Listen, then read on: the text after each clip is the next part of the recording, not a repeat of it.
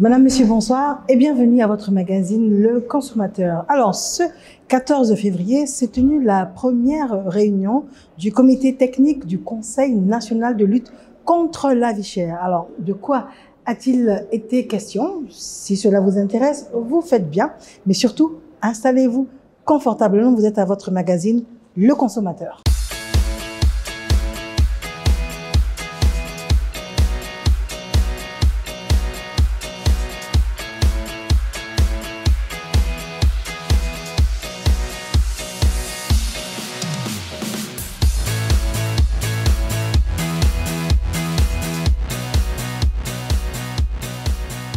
En Côte d'Ivoire, le gouvernement a déployé une batterie de mesures et d'actions de lutte contre la vie chère qui nous seront présentées tout à l'heure par le CNLVC, qui ont permis de limiter l'impact de la hausse internationale des prix sur notre marché local. Malgré les efforts du gouvernement pour soulager le pouvoir d'achat de nos populations, nous sommes passés de 2% en août 2022 à 5,2% de taux d'inflation en décembre 2022, en grande partie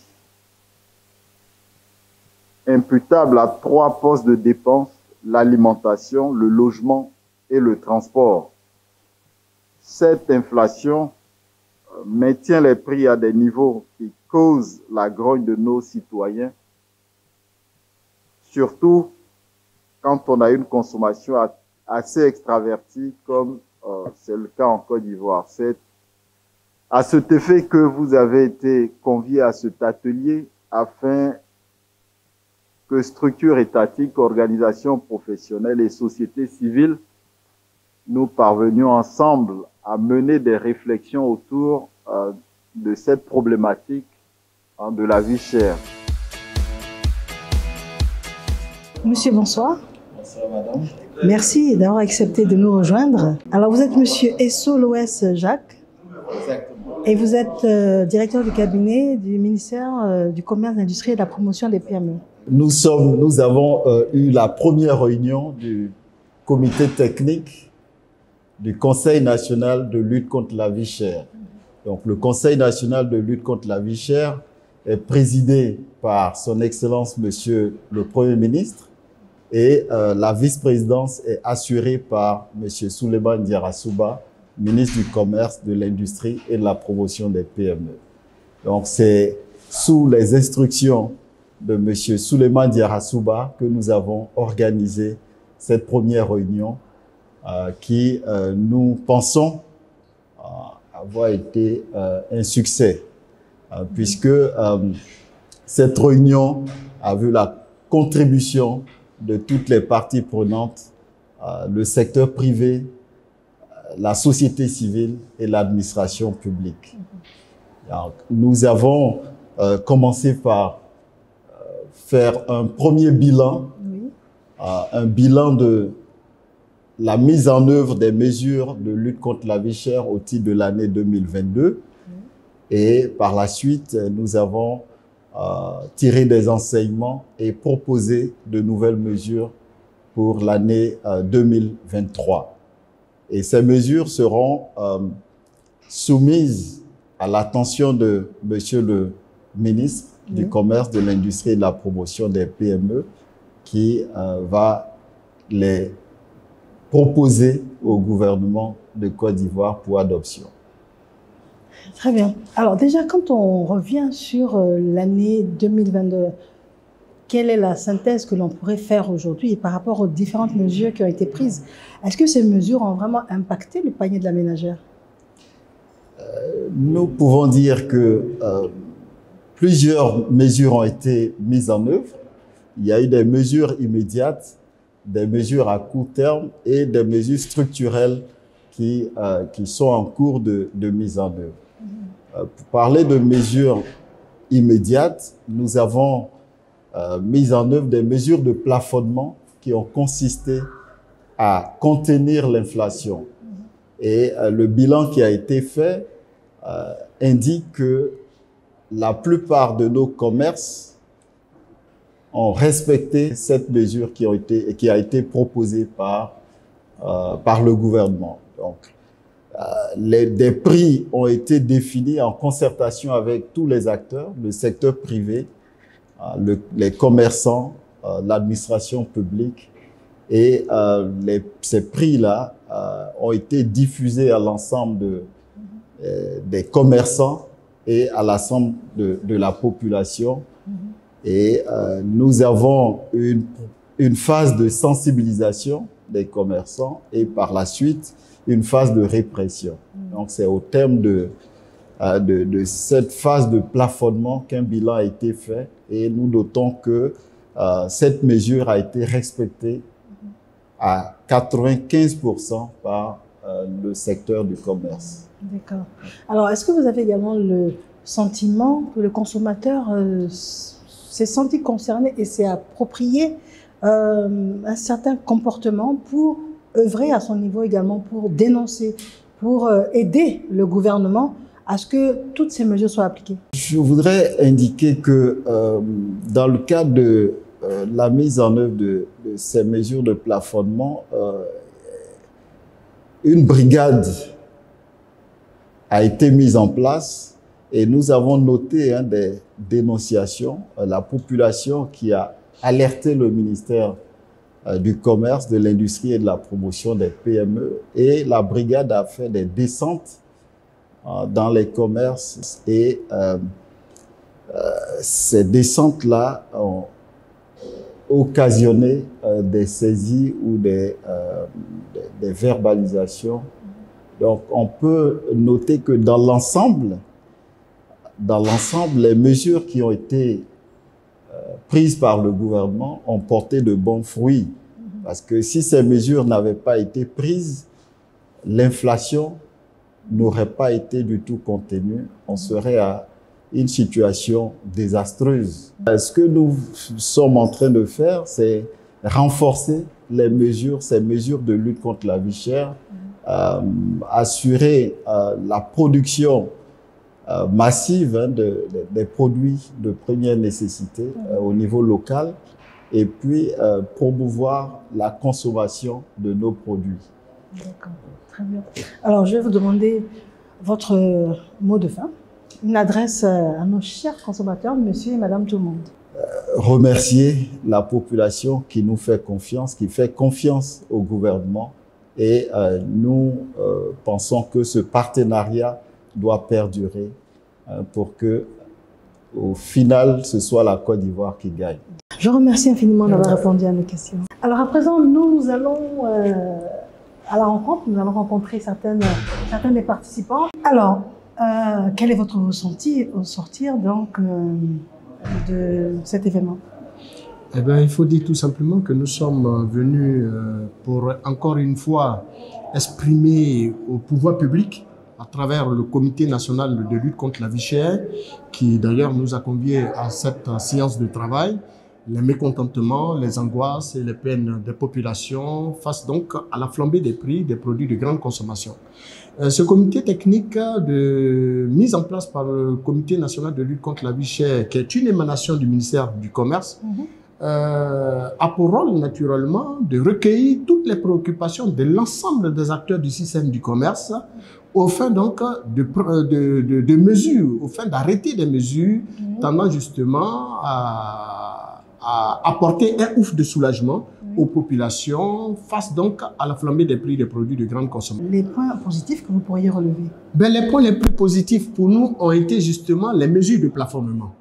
Parce que les discussions que nous avons eues avec les pouvoirs publics n'ont pas été de tout repos. Ça a été des discussions, j'allais même dire, on ne peut plus souvent houleuses, mais le bon sens et l'intérêt national à privilégier.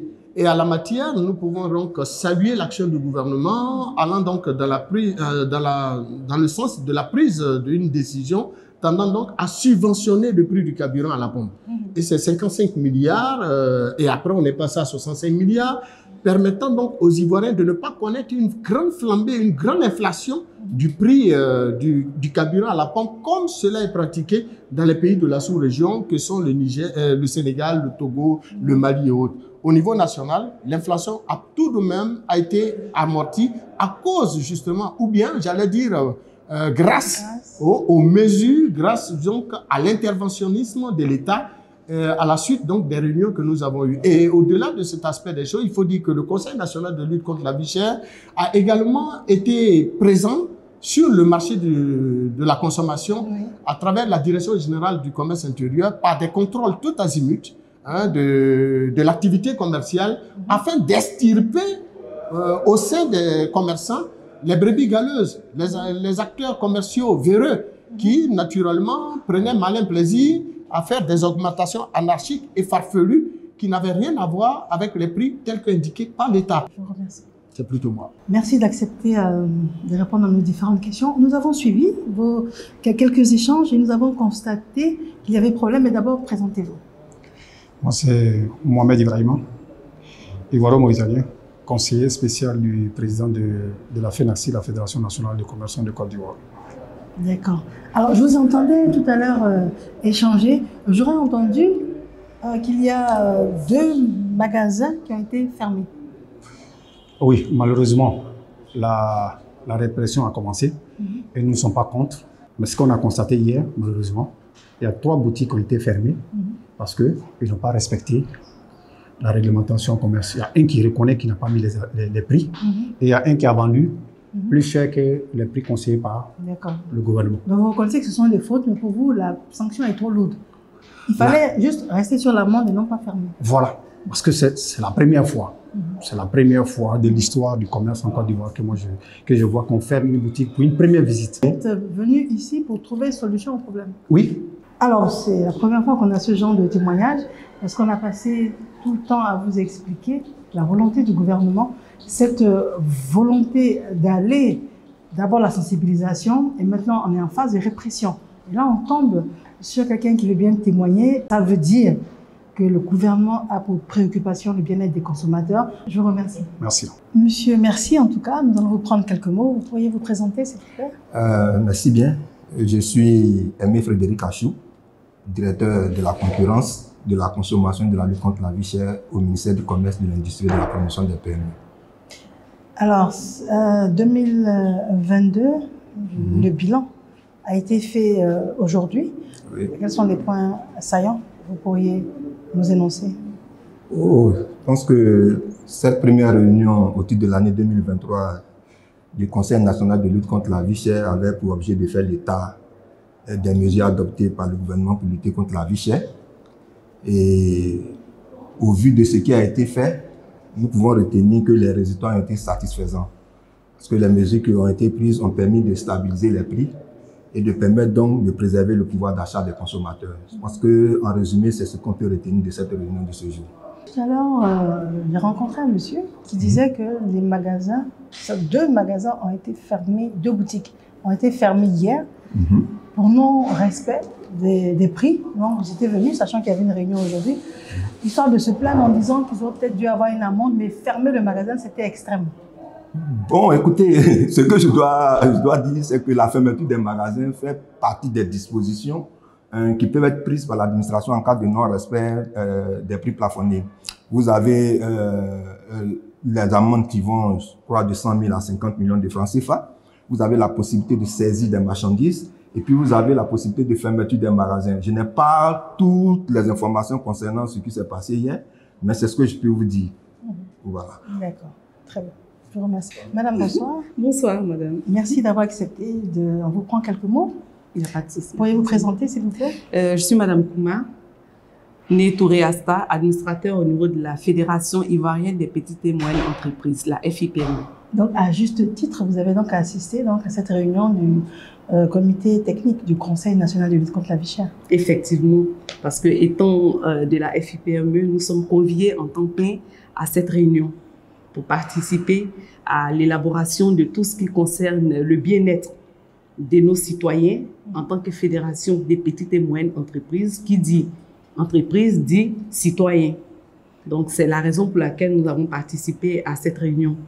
D'accord. Alors, au sortir de cette réunion, qu'est-ce que vous retenez de fondamental? Je tiens à féliciter le ministère du Commerce qui vraiment se bat pour les consommateurs, pour les Ivoiriens, pour leur bien-être. Avec tout ce qui a été élaboré et tout ce qu'ils sont en train de prévoir pour 2023, je pense que le coût de la vie va encore diminuer. Docteur Annie Didi Bakone, bonsoir docteur. Bonsoir. Alors vous êtes secrétaire exécutif du CNLVC, qui est le Conseil national de lutte contre la vie chère. Absolument. Alors, et donc c'est le CNLVC qui a donc initié cette réunion du comité technique aujourd'hui. Absolument. Le gouvernement souhaite inscrire son action dans la concertation, dans la recherche de solutions où l'ensemble des parties prenantes intervient et fait des propositions. C'est dans ce cadre que le Conseil national de lutte contre la vie chère a en son sein un comité technique qui regroupe à la fois les structures du secteur public, c'est vrai, les ministères clés, mais également le secteur privé, avec les fédérations comme la CGCI, la FIPME, mais également la société civile, à travers les actions consommateurs qui sont dédiées aux questions de consommation dans notre pays. Donc, sur instruction du ministre du Commerce, de l'Industrie et de la Promotion des PME, M. Souleymane Dirassouba, nous avons tenu ce comité technique du Conseil national de lutte contre la vie chère. Parce que, en tant que vice-président du Conseil national de lutte contre la vie chère, M. Souleymane Dirassouba a voulu inscrire les actions de 2023 dans la concertation. Faire en sorte que chaque partie prenante puisse se prononcer et faire des propositions. Et c'était l'objet de cette réunion d'aujourd'hui. Non seulement faire le bilan des mesures qui ont été menées en 2022 par le gouvernement, qui ont été adoptées et qui ont permis à notre pays de contenir l'inflation. Parce que c'est vrai qu'on a un taux qui est au-delà de la norme communautaire, mais c'est un taux qui est en deçà, au final, de ce qui aurait pu être si les mesures n'avaient pas été mises en œuvre. Et surtout, c'est un taux qui est en deçà de ce qu'on peut observer dans les autres pays, que ce soit les pays de la sous-région ou que ce soit les pays au niveau mondial. Donc, ça veut dire qu'on se positionne bien. Nous nous positionnons bien, mais le gouvernement, soucieux de préserver le pouvoir d'achat des consommateurs, ne s'arrête pas là et ne souhaite pas simplement faire un bilan de ce qui a été fait, il souhaite aller plus loin. Mais quelles sont les actions fortes, si on peut les résumer, pour l'année 2020? Si le gouvernement n'avait pas pris la pleine mesure de la situation, nous n'aurons pas eu les prix que nous avons pu avoir en 2022. Tout simplement, je vous donne l'exemple, deux exemples concrets. Il y a l'exemple du carburant. Je vais dire, c'est plus de 600 milliards de francs CFA qui ont fait l'objet de subventions par le gouvernement sur l'année 2022 et qui ont permis de non seulement stabiliser le prix du carburant, que ce soit le gasoil ou le super, sur plus de 6 mois. Je veux dire, il n'y a pas eu de changement de prix jusqu'au mois d'octobre sur le carburant en Côte d'Ivoire. Alors qu'à l'international, on avait des hausses de prix, on avait le baril du pétrole qui avait triplé. Mais la Côte d'Ivoire, par sa politique de subvention pour maintenir le carburant à un prix abordable, a permis donc d'avoir le carburant toute l'année à un prix abordable en deçà de ce qui peut se pratiquer ailleurs. Il y a également l'exemple sur le blé, avec la suspension, la mesure de suspension des droits de douane à l'importation du blé, donc qui sont venus directement en soutien aux importateurs et aux meuniers pour 6,6 milliards de francs CFA sur 9 mois, donc 6,6 milliards de subventions par mois sur 9 mois. Donc, vous imaginez ce que ça a coûté à l'État de Côte d'Ivoire, mais au final, ça nous a permis de maintenir le prix de la baguette de pain. La baguette de pain standard de 174 grammes a été maintenue à 150 francs. On n'a pas eu d'augmentation sur la baguette standard de pain. À côté de ça, la mise en circulation, donc la mise à la vente d'une baguette de pain améliorée à 200 francs. Là où ailleurs, on a eu des hausses des prix de la baguette standard. Et puis surtout, le prix reste accessible pour les consommateurs. Et donc, aujourd'hui, les consommateurs dans notre pays ont le choix de acheter une baguette de pain standard à 150 francs ou une baguette améliorée à 200 francs. Donc, c'est la conséquence directe des mesures adoptées par le gouvernement qui ont permis d'avoir ce ces résultats-là. Quand on vous écoute parler, on voit le niveau d'implication et le niveau d'investissement de l'État. Absolument. Quand on parle, par exemple, de l'essence. Mais pourquoi est-ce qu'au final, l'essence augmente tout de même pour le consommateur que nous sommes? Si on regarde ce 2022, les augmentations ont été contenues. Sur plus de 6 mois, il n'y a pas eu d'augmentation. C'est vrai qu'il y a eu des augmentations au mois d'octobre. Et il y en a eu au mois de février si on regarde pour l'année 2023. Mais encore une fois, l'augmentation qu'on a pu connaître en octobre 2022, c'est une augmentation qui a été contenue.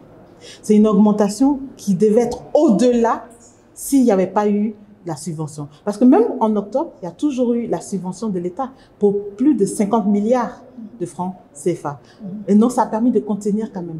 Parce qu'il faut regarder au niveau international, le cours du baril. Le cours du baril se situait au-delà de $100 du cours.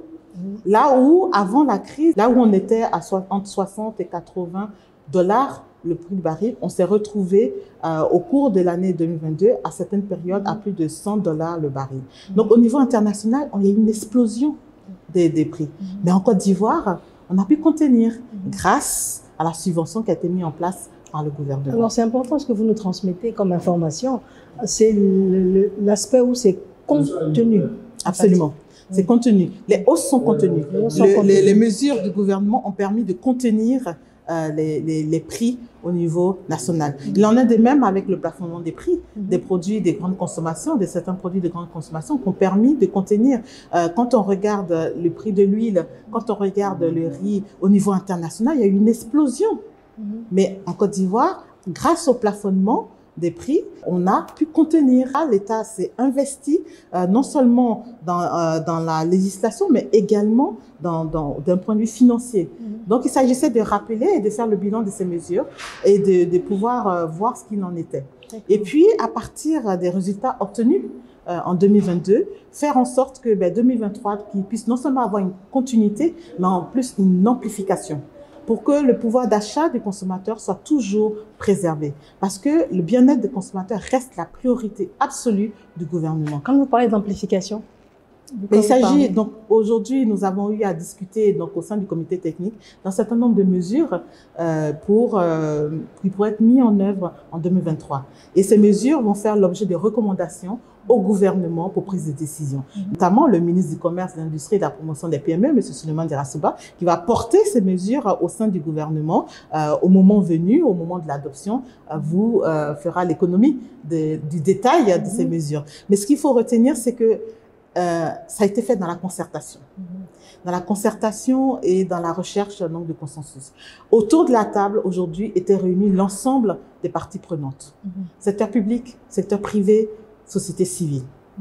Pour amener à la prise de décision. Donc ça, c'est important. Et ensuite, une fois que ces mesures seront adoptées, dans la mise en œuvre également, ces mêmes parties prenantes seront appelées également à travailler pour cette mise en œuvre. Donc vraiment, ce qu'il faut retenir, c'est que c'est ensemble que nous allons pouvoir contenir ce fléau qui est la cherté de la vie. Et le gouvernement inscrit dans une logique de concertation, dans une logique de dialogue, de prise en compte des préoccupations des populations, va continuer au sein du Conseil national de lutte contre la vie chère à toujours mettre en avant le dialogue, la concertation et la discussion. Je vous remercie infiniment en tout cas d'avoir répondu à nos questions. Alors, monsieur et madame tout le monde, on se sent soulagé de voir à quel point est-ce que nos préoccupations sont prises en compte par le gouvernement et savoir que le gouvernement travaille pour nous. Nous avons eu donc le bilan des actions pour 2022 et nous savons que les actions pour 2023 seront donc soumises à nos différentes autorités pour appréciation. Je vous remercie infiniment de nous avoir suivis. Merci d'avoir été là à votre émission du consommateur.